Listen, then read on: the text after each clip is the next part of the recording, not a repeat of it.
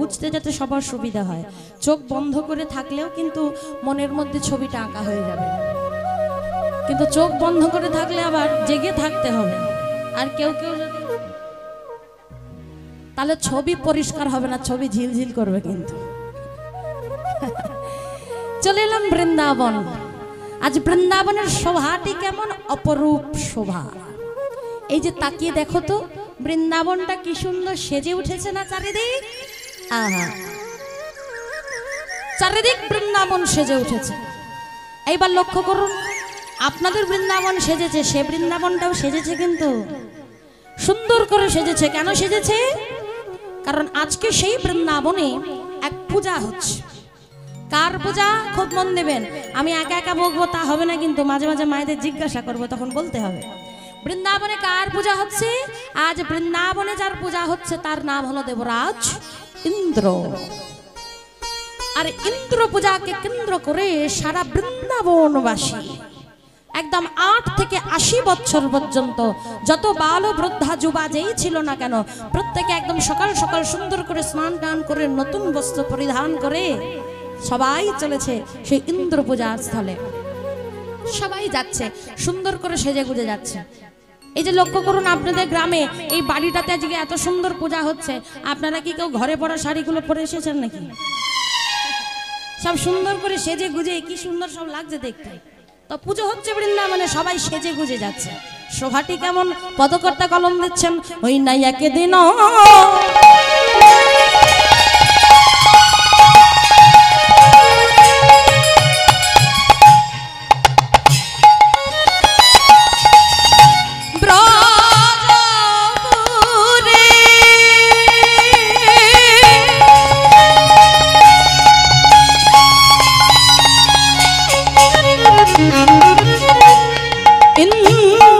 পূজা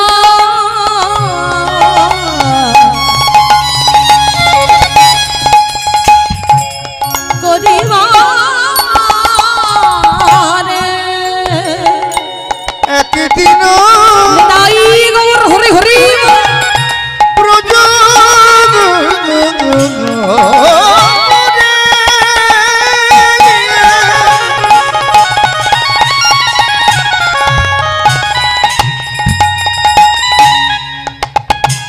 ওই ইন্দ্র পূজা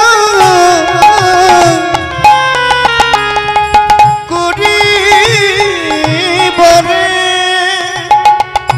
সাজায়ে। ও মায়েরা, বলেছিলাম না সব সেজে গুজে যাচ্ছে, তাই বলছে সাজায়ে ব্রজ গোপী গানে। দেখো সাজায়ে সাজায়ে ব্রজ গোপী গান, দেখো সাজায়ে ব্রজ গোপী গানে। বৃন্দাবনে আজ সাজ সাজরা, দেখো দেখো বৃন্দাবনে আজ সাজো সাজরা, বৃন্দাবনে আজ সাজ সাজরা, বৃন্দাবনে আজ সাজো সাজরা। আজ হবে মহা উৎসব, বৃন্দাবনে আজ সাজো সাজরা। ওই না হবে মোঘা মোঘা গুদ সব, ওই না তাহি কত কলর হবে ওই না তাহি কত কলর হবে মোঘা মোঘা ওই না তাহি কত কলর হবে ওই না তাহি কত কলর হরি হরি দামি কত কলর হবে মোহা মোহা উৎসব। বৃন্দাবনে আজ সাজো সাজো সাজায়ে সাজায়ে ব্রজ গোপী গানে। তাহলে দেখুন সবাই সেজে গুজে চলেছে। হ্যাঁ, আর সবাই গেল মা পূজার স্থলে। এই যে লক্ষ্য করুন, এই যে পূজার আয়োজন করা হয়েছে, আপনারাও এসেছেন, ঠাকুর মশাইও এসেছে, পূজা হয়েছে। কিন্তু বৃন্দাবনে এই যে পূজার আয়োজন হয়েছে, সবাই এসেছে, সারা বৃন্দাবনের ব্রজবাসী এসেছে, ঠাকুর মশাইও এসেছেন। কিন্তু পূজা শুরু হচ্ছে না, মা সব জোগাড় হয়ে গেছে, গালে হাত দিয়ে বসে আছে। কেন পুজো শুরু হচ্ছে না? কারণ বৃন্দাবনে এই ইন্দ্র পূজার যিনি সংকল্পটি করেন তিনি এখনো এসে পৌঁছয়নি। তিনি হলেন স্বয়ং ভগবান শ্রীকৃষ্ণের পিতা নন্দ মহারাজ। তিনি এখনো আসেননি। এখন আসেনি কেন না, নন্দ মহারাজ পড়েছে মাঝ বড় বিপদে। বিপদটা কেমন? যার ছেলে হলো স্বয়ং বিপদ ভঞ্জন মধুসূদন, সে যদি চায় তার বাবাকে বিপদে ফেলবে, ও মা সে বাঁচতে পারবে? স্বয়ং বিপদ ভঞ্জন মধুসূদন যদি কাউকে বিপদে ফেলে, সে আর বাঁচতে পারবে? এ বিপদ তেমন বিপদ নয়। হয়েছে কি জানো মা, সকাল সকাল ভোর ভোর উঠে বাবা স্নান করেছেন। স্নান করে নতুন বস্ত্রাদি পরিধান করে যেই মাত্র বাড়ির বাইরে পাটা দিতে যাবে, অমনি ঘটেছে একটা কাণ্ড। বাড়ির বাইরে পাটা বার করেছে আর নন্দরাজা দেখছে পিছন দিক থেকে তার ধুতিটা যেন কোথাও আটকে গিয়েছে। এবার আপনারাই বলুন মা, বেরোনোর সময় ধরুন আপনি বাড়ির বাইরে যাচ্ছেন, একটা এরকম বাধা হলো, শাড়িটা হয়তো কোথাও আটকে গেল, লেগে ছিঁড়ে গেল, বা আপনি একটা হোঁচট খেলেন, কি মনে হয় মা? যে যাচ্ছি বটে, রাস্তাঘাটে না জানি কি অপেক্ষা করছে আমার জন্য, ভাবি না? তো নন্দরাজাও মনে মনে ভাবছে, ধুর যাচ্ছি শুভ কাজে, যাওয়ার সময় ধুতিটা গেল আটকে, না না না, শুভ কাজে যখন যাচ্ছি পিছনে ফিরে আমি আর তাকাবো না, দেখি ধুতি ছাড়ে কিনা। এই বলে পিছন দিকে আর তাকাইনি মা, না তাকিয়ে ধুতি টানছে। আর না তাকিয়ে ধুতি যত টানছে দেখতে পাচ্ছ ধুতি ছেড়ে আসা তো দূরের কথা, ধুতি তত আষ্টে পৃষ্ঠে জড়িয়ে যাচ্ছে। এবার ধুতি যত জড়িয়ে যাচ্ছে নন্দরাজা ভাবছে ভারী মুশকিল হলো তো, একটা কাজে যাচ্ছি, সবাই আমার জন্য অপেক্ষা করছে, আমি না গেলে পুজোই শুরু হবে না। আর এদিকে কি মুশকিলে পড়লাম, না না বেলা বেড়ে যাচ্ছে, আমি এক কাজ করি, আমি বরঞ্চ পিছনে তাকিয়ে দেখি ধুতিটা আটকালো কোথায়। এই বলে মা যেই মাত্র পিছন ফিরে তাকিয়েছে, তাকিয়ে দেখে নন্দরাজ খানিকটা চমকে উঠেছে। কারণ পিছন ফিরে তাকিয়ে দেখছে ধুতি কোথাও আটকাই, ওই যে যত টানছে তত জড়িয়ে যাচ্ছে, পিছনে তাকিয়ে দেখে ধুতি কোথাও আটকায়নি। তারই ছোট্ট ছেলে কৃষ্ণ পিছন দিক থেকে বাবা ধুতিটা টেনে ধরে খিলখিল করে হাস। নন্দরাজা বলছে, সারাক্ষণ দুষ্টুমি, দেখছিস একটা কাজে যাচ্ছি বাবা, দিলি তো বাধা দিয়ে। কৃষ্ণ হেসে বলছে, বাবা ও বাবা, এত সকাল সকাল এত সুন্দর সেজেছো, ভালো জামা পরেছো, বলি যাওয়া হচ্ছে এটা কোথায় শুনি? এমন সময় নন্দরাজা বলছে, কেন রে ছেলে, সারা বৃন্দাবনবাসী সবাই জানে বৃন্দাবনে আজকে পূজা হচ্ছে, দেবরাজ ইন্দ্রের পূজা হচ্ছে, তুই জানিস না? কৃষ্ণ বলছে, দেখেছো তো বাবা, সবাই শুধু মুখেই বলে আমায় ভালোবাসে, কেউ ভালোবাসে না আমার, সবাই তো চলে গেল, কই কেউ কি আমাকে নিয়ে গেল? কেউ নিয়ে গেল না। ও বাবা, তা তুমি তো যাচ্ছ বাবা, তুমি যখন যাচ্ছ একটা কাজ করো না বাবা, আমাকে তোমার সঙ্গে একটু নিয়ে যাবে? যেই বলেছে মা, নন্দরাজার মাথায় হাত, সর্বনাশ। এখন বিষয় হচ্ছে মা, যে ছেলেটা কথাগুলো বলছে মানে ভগবান শ্রীকৃষ্ণ, ছেলেটা কি ভালো? আপনারা কি বলেন, ছেলে ভালো? চতুরের চূড়ামণি, মাথায় বুদ্ধির অভাব নেই। বাবা তো ছেলেকে হাড়ে হাড়ে চেনে, মনে মনে ভাবছে ছেলেকে যদি নিয়ে যাই, কে বলতে পারে পূজাটাই হয়তো পণ্ড পেকে গেল, আজকে ও পুজো আর হবে না। এমন সময় বাবা মনে মনে ভাবছে ছেলেকে বুঝিয়ে বাজিয়ে ঘরে রেখে যেতে হবে। কৃষ্ণকে বলছে, ও কৃষ্ণ শোন না বাবা, ঘরে তো তোর মাছ, খানিকটা পরে তোর তো মা যাবে, এক কাজ করিস বাবা, তুই মায়ের সঙ্গে চলে যাস, আমায় ছেড়ে দে বাবা, আমার কাজ আছে, আমাকে যেতে হবে। এমন সময় কৃষ্ণ বলছে, দেখো বাবা, আমি কৃষ্ণ, আমাকে যদি নিয়ে না যাও তাহলে আমিও বলে দিচ্ছি, কিন্তু তোমারও যাওয়া হবে না, হবে না, আমি তোমাকে যেতেই দেব না। নন্দরাজা কিন্তু হাড়ে হাড়ে জানে ছেলে কেমন, এই বলে যখন দিয়েছে আমায় যেতে দেবে না। এবার মনে মনে ভাবছে, দাঁড়া, তুই বড্ড দুষ্টু তো, আর জব তো কেমন করে করি তোকে দেখ। বাবা তো মনে মনে ভাবছে। এমন সময় কৃষ্ণকে বলছে, এই শোন, আমার সঙ্গে যাবি তো? বলে, হ্যাঁ যাবো। বলে একটা শর্ত আছে। কি শর্ত? বলে কথা দে রাস্তা দিয়ে যাবার সময় তুই কিন্তু আমাকে কোনো প্রশ্ন করতে পারবি না। কারণ নন্দরাজা জানিয়ে ছেলে ভালো নয়, এত বকায় আর এমন কিছু প্রশ্ন করে সব মাথার উপর দিয়ে যায় আমি বুঝতেই পারি না। তার থেকে যতক্ষণ ওর মুখ বন্ধ থাকবে দুষ্টুমি বন্ধ থাকবে। তাই ছেলেকে বলছে এই কথা দে রাস্তা দিয়ে যখন যাবি একটাও প্রশ্ন করবি না। কৃষ্ণ মনে মনে ভাবছে, অন্তর্যামী ভগবান আমার অন্তরে অন্তরে ভাবছে, বাবা আমাকে জব্দ করবার চিন্তা ভাবনা, চিন্তা করো না বাবা, আইন তুমি তৈরি করছো, ফাঁকটা আমি ঠিকই রেখে যাব। আগেই বললাম না ছেলে ভালো নয়, চতুরের চূড়ামণি, বুদ্ধির অভাব নেই। এখন বাবার সঙ্গে যাবে তো, তাই বাবার মন ভুলিয়ে বলছে বাবা শোনো শোনো, আমি কৃষ্ণ এই যে তোমাকে ছুঁয়ে কথা দিলাম, রাস্তা দিয়ে যেতে যেতে আমি কিন্তু তোমাকে কোনো প্রশ্ন করব না। এই কথা দেওয়া হয়ে গেল। কথা দেওয়া হয়ে যেতেই নন্দ মহারাজ বলছে ও বাবা শোন না একটা কথা বলি। বলো বাবা। এই দেখ আজকে তো বৃন্দাবনে পুজো, সবাই সেজে গুজে এসেছে, নতুন জামা কাপড় পরেছে, তুই তো আমার ছেলে, তুই বৃন্দাবনের রাজার ছেলে, যা বাবা যা ঘরে যা, মায়ের কাছে যা, মাকে গিয়ে বলবি সুন্দর করে সাজিয়ে দিতে, আমি একটু অপেক্ষা করছি। শোন বাবা দেরি করবি না যেন, তাড়াতাড়ি আসিস। হ্যাঁ সবাই আমার জন্য অপেক্ষা করছে, আমি না গেলে পুজো শুরু হবে না বাবা, যা তাড়াতাড়ি যা, মায়ের কাছ থেকে সেজে আয়।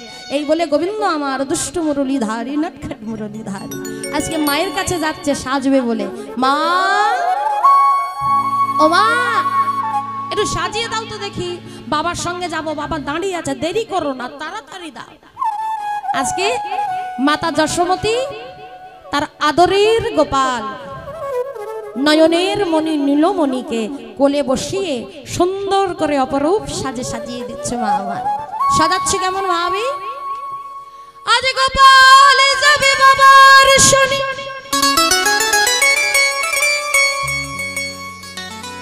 ইন্দ্র পূজার স্থানে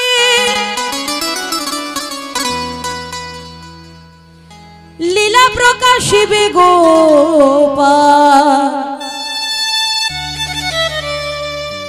ভাবে মনে মনে গোপাল যাবি বাবার হরি হরি বল হরি বল, লীলা প্রকাশিবে গোপাল ভাবে মনে মনে। গোপাল যাবে বাবার সাথে ইন্দ্র পূজার স্থলে, লীলা প্রকাশিবে গোপাল ভাবে মনে মনে। আজ গোপাল যাবে বাবার শনি, ইন্দ্র পূজার স্থানে লীলা প্রকাশিবে গোপাল ভাবে মনে মনে।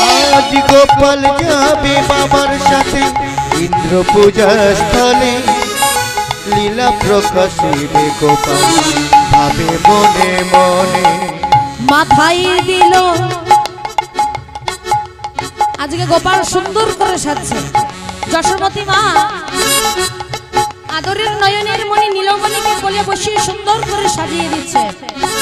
হাতে দিল মোহনে বাঁশি, মাথায় বাঁধে চূড়া, চরণে পরায় নূপুর, গলে বনমালা। হাতে দিল মোহনে বাঁশি, হরি হরি বল হরি বল, চরণে পরালো নূপুর, গলে দিল মালা। আজ হাতে দিল মোহনে বাঁশি, মাথায় বাঁধে চূড়া, চরণে পরায় নূপুর, গলে বনমালা। হাতে দিল মোহনে বাঁশি, মাথায় বাঁধে চূড়া, চরণে পরালো নূপুর, গলে দিল মালা। গোপাল যাবে বাবার সাথে হরি হরি বল, লীলা প্রকাশিবে গোপাল ভাবে মনে মনে। আজ গোপাল যাবে বাবার সাথে ইন্দ্র পূজার স্থলে, লীলা প্রকাশিবে গোপাল ভাবে মনে মনে। লক্ষ্য করুন মায়েরা, গোবিন্দ আজকে মায়ের কোলে বসে বসে সাজছে, মায়ের কোলে বসে বসে সাজছে। যশোমতী মা সাজিয়ে দিচ্ছে, মা ছেলেকে সাজাচ্ছে, আর এদিকে গোবিন্দ আমারও মনে মনে ভাবছে দেবরাজপুত্র, 33 কোটি দেব দেবীদের রাজা তুমি দেবরাজ, কিন্তু তোমার মনে এত অহংকার। ভগবান মা সব সহ্য করতে পারে, দুটো জিনিস বাদে। একটা হলো ভক্তের নয়নের জল, আর ভক্তের মনের অহংকার ভগবান সহ্য করে না। তাই ভগবান আমার দেবরাজ ইন্দ্রকে বলছে, ইন্দ্র,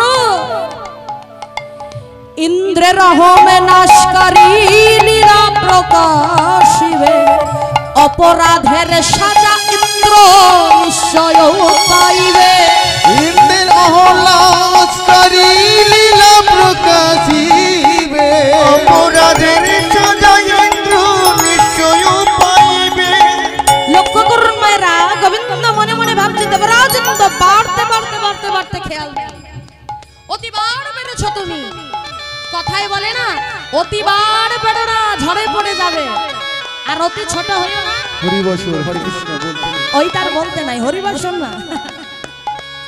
তাহলে লক্ষ্য করুন, গোবিন্দ বলছে অতিবার বেড়েছ, চিন্তা করো না, তোমার কমাবার সময় হয়ে আসছে।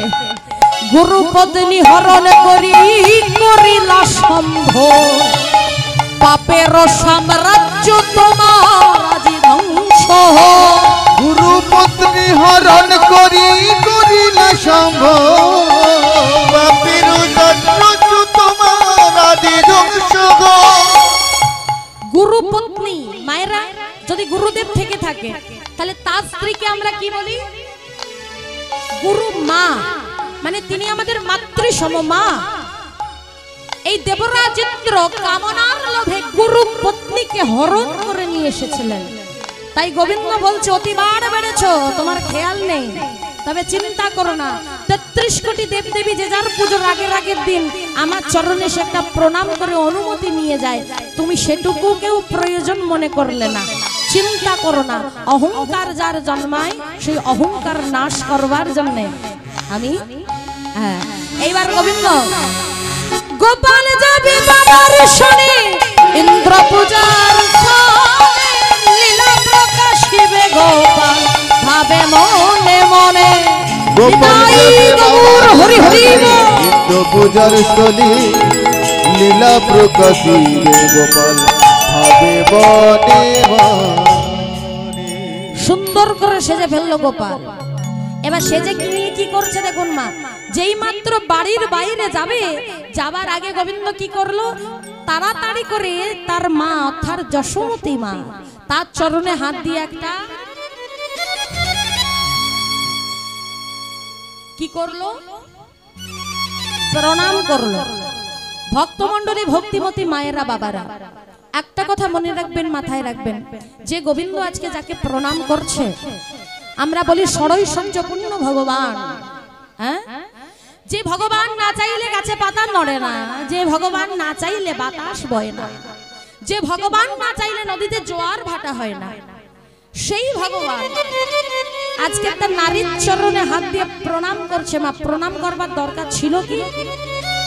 ছিল না, করলেও পারতেন, কিন্তু তবু করলেন। একটা কথা মনে রাখতে হবে মা, ভগবান যা কিছু লীলা করেন, যাই কিছু তিনি করেন, প্রত্যেকটাই কিন্তু জীব শিক্ষার উদ্দেশ্যে। ভগবান নিজে প্রণাম করছে, আর জগৎ জীবের মানুষকে বলছে তোমরাও প্রণাম করো।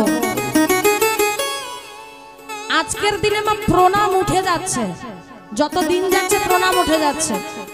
আগেকার দিনে প্রণাম কিভাবে হতো? ভূমিষ্ঠ হয়ে প্রণাম করা হতো।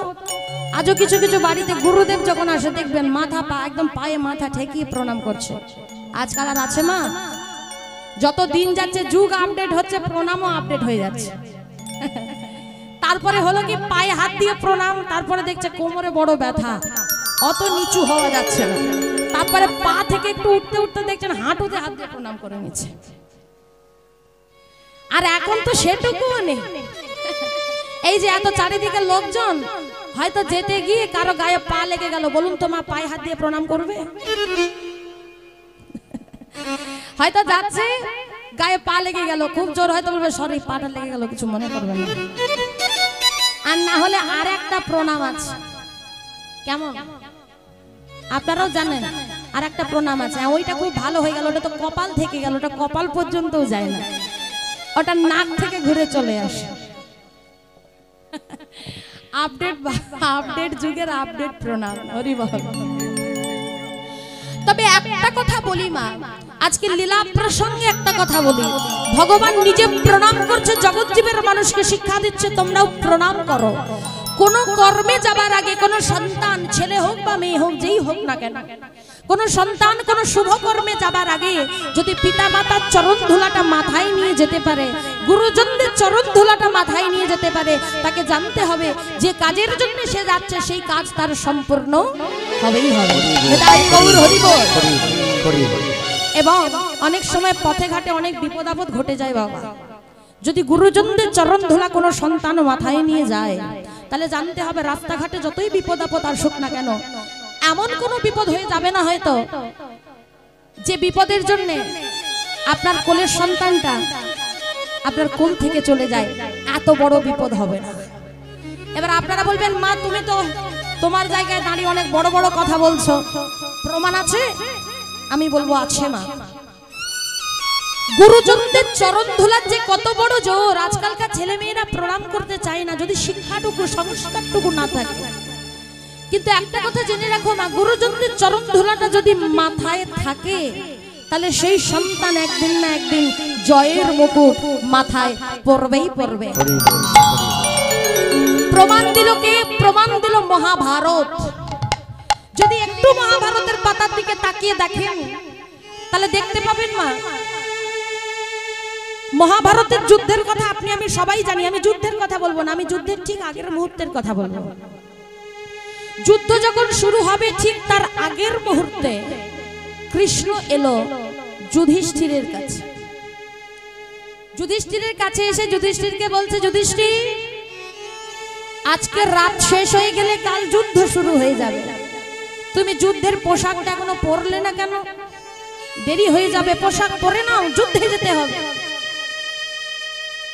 যুধিষ্ঠির বলছে, কৃষ্ণ আসলে একটা কাজ আছে জানো, একটু সময় লাগবে, মানে আমি একটা জায়গায় যাব আর আসবো।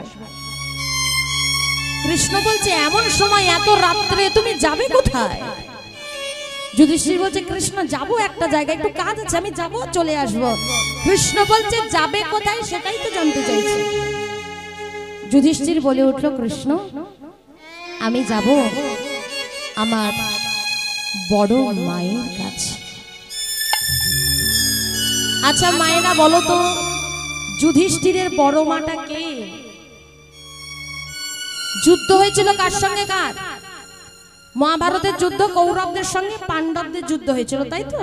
পাণ্ডবরা হচ্ছে 5 ভাই, যুধিষ্ঠির, ভীম, অর্জুন, নকুল, সহদেব, আর কৌরবরা হচ্ছে গান্ধারীর 100 পুত্র। এই যে যুধিষ্ঠির বলছে, কৃষ্ণ আমি যাব আমার বড় মায়ের কাছে, শুনে তো কৃষ্ণ চমকে উঠেছে।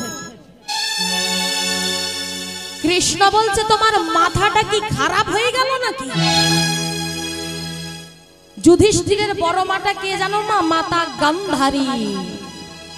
কৃষ্ণ বলছে, তুমি পাগল হয়ে গেছো যুধিষ্ঠির, যাকে তুমি বড় মা বলে ডাকছো ওই বড় মা সারা জীবন ধরে চেয়ে এসেছে তুমি মরবে কবে, তোমার মরা মুখটা দেখবে কবে, সারা জীবন চেয়ে এসেছে। আর তুমি বলছো কিনা তুমি যাবে তোমার বড় মায়ের কাছে? যুধিষ্ঠির বলছে, কৃষ্ণ যতই সে আমার মৃত্যু চাক না কেন, যতই সে আমার মরণ চাক না কেন, কৃষ্ণ তবু যে সে আমার বড় মা। আচ্ছা মায়েরা, বড় মা কাকে বলে?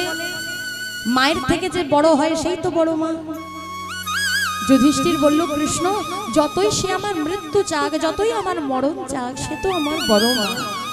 এত বড় যুদ্ধে আমি যাব, একবার তাকে প্রণাম করব না তা কি হয়? আহা, সংস্কার কাকে বলে দেখুন, একেই বলে সংস্কার। যতই শত্রু হোক না কেন তবু তো সম্পর্কে বড়। তাই যুধিষ্ঠির বলল, আমি যাব আমার বড় মাকে প্রণাম করতে। কৃষ্ণ বলল, যাও, যাবে যখন যাও, কিন্তু তাড়াতাড়ি ফিরে এসো, কারণ রাত্রি প্রভাত হলে যুদ্ধ শুরু হবে, বেশি দেরি করো না যেন। যুধিষ্ঠির চলে এলো রাতের অন্ধকারে, এসে এক মন্দিরের বাইরে যুধিষ্ঠির দাঁড়িয়ে রয়েছে। কেন জানেন? কারণ একটা কথা জানবেন মা, সন্তানের জীবনে যদি বিপদ আসে সেটা কার মন আগে জানতে পারে? ছেলে মেয়ের জীবনে বিপদ এলে কার মন জানতে পারে? মায়ের মন আগে জানতে পারে। গান্ধারী কিন্তু বুঝতেই পেরেছিল বাবা যে তার 100টা সন্তান হতে পারে, কিন্তু বিপদ বড় আসন্ন। তাই আগে থেকেই আশুতোষের চরণে গিয়ে প্রার্থনা জানাচ্ছেন মা। আশুতোষ যিনি অল্পতেই সন্তুষ্ট হয়ে যায়, সেই ভোলানাথের চরণে প্রার্থনা জানাচ্ছে গান্ধারী। নমো শিবায় শিব নাগেশ্বরায় হর হর বলে। নমো শিবায় নমো শিবায় শিব নাগেশ্বরায় হর হর বলে। নমো শিবায় নাগেশ্বরায় শিব নাগেশ্বরায় হর হর বলে। নাগেশ্বরায় নাগেশ্বরায় শিব নাগেশ্বরায় হর হর বলে। নমো শিবায় নমো শিবায় শিব নাগেশ্বরায় হর হর বলে। নমো শিবায় নমো শিবায় শিব নাগেশ্বরায় হর হর বলে। নমো শিবায়। মা, মা তুমি ভিতরে আছো বড় মা? অত রাত্রে চমকে উঠেছে গান্ধারী, তাই তো এমন সময় আমাকে মা বলে কে ডাকছে? গান্ধারীর তো চোখে কাপড় বাঁধা থাকে মা, চিনতে পারছে না কে। তাড়াতাড়ি করে মন্দিরের দরজাটা খুলে যেই বাইরে বেরিয়ে এসেছে। কে বাবা তুই? আমাকে বড় মা বলে ডাকছিস, কে তুই? যুধিষ্ঠির বলে উঠল, বড় মা আমি হলাম যুধিষ্ঠির। চমকে উঠল গান্ধারী, এখানে তুই কি করছিস? কেন এসেছিস তুই এখানে? দূর হয়ে যা আমার চোখের সামনে থেকে। আমার ছেলেরা যদি জানতে পারে কেটে দু টুকরো করে ফেলে দেবে। চলে যা, চলে যা তুই এখান থেকে, দূর হয়ে যা। দূর দূর করে যখন তাড়িয়ে দিচ্ছে, ঠিক এমন সময় যুধিষ্ঠির তাড়াতাড়ি করে এসে মা গান্ধারীর চরণ দুটোকে বুকে জড়িয়ে ধরেছে। বড় মা আমায় তাড়িয়ে দিও না মা, একটা কথা বলি শোনো। লক্ষ্য করুন মা, যে মানুষটা এতক্ষণ ধরে যুধিষ্ঠিরকে দূর দূর করে তাড়িয়ে দিচ্ছিল, যেই চরণ দুটো জড়িয়ে ধরেছে, গান্ধারী মুখে আর কোনো কথা বলতে পারছে না। আপনারা যারা মা হয়েছেন মা, একটু ভেবে দেখুন তো, মা যারা হয়েছেন, হয়তো জায়ের ছেলে একটু অন্যায় করলে আপনি দুঘা বকলেন, মারলেন। বাচ্চা তো খানিকটা পরে ভুলে গিয়ে বড় মা বলে এসে যদি কোমরটা জড়িয়ে ধরে, আপনি আর ফেরাতে পারবেন? কথাতেই আছে মা, কুসন্তান যদিও বা হয়, কুমাতা কদাপিও নয়। ছেলে হাজারো খারাপ হতে পারে, মেয়ে খারাপ হতে পারে, মা কোনোদিন খারাপ হয়? মা কোনোদিন খারাপ হয় না। আজকে ছেলেটা এসে যখন চরণ দুখানি বুকে জড়িয়ে ধরেছে, গান্ধারী আর কথা বলতে পারছে না। ঠিক এমন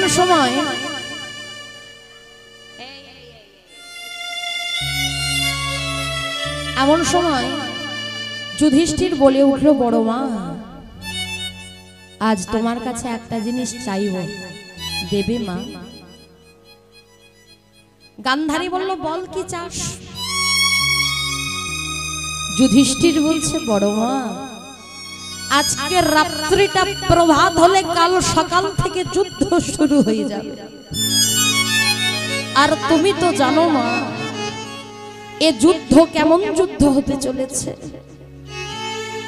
আমাকে ভাই হয়ে ভাইয়ের বিরুদ্ধে অস্ত্র ধরতে হবে, আমাকে ভাই হয়ে ভাইকে মারতে হবে, ভাইয়ের রক্ত আমার হাতে মাখতে হবে। মা গো, এ যুদ্ধ যে আমি চাই না মা, এ যুদ্ধ আমি চাই না মা।